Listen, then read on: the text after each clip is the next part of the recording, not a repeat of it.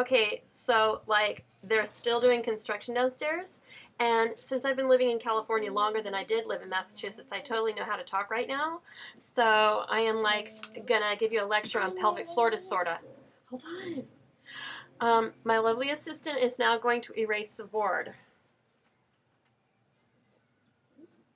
Squirt. It's really cool.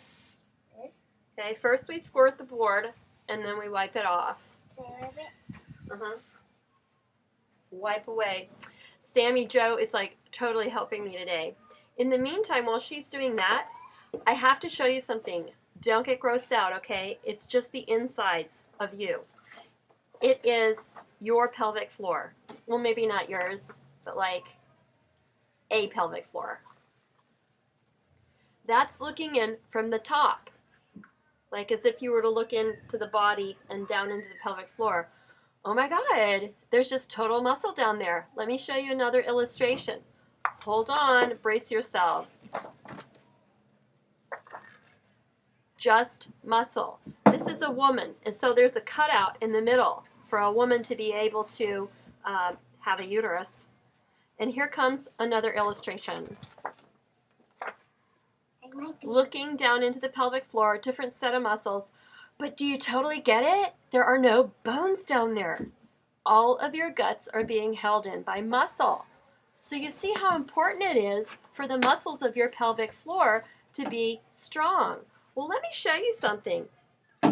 Where's my magic marker? Oh, here it is.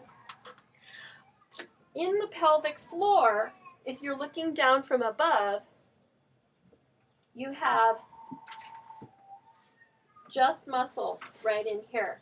If you look at it from the side, you've got your tailbone coming down like this and your pubic bone over here, and in between is muscle. And as long as that's straight, it can resist the weight of your internal organs coming downward. So say there's 30 pounds of weight coming downward. This will return 30 pounds upward. But, and this is a big but, if you have a tilt in your pelvis, if your tailbone tucks in and your pubic bone leans forward, as is what happens when you tuck your tailbone, this starts to slant, and your pelvic floor can now only return about 15 pounds of resistance upward.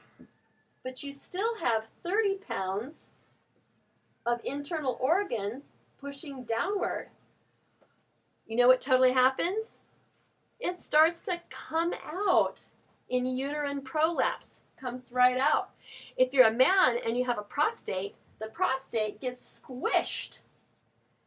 That creates heat, it denatures the cells, and it causes prostate disorder.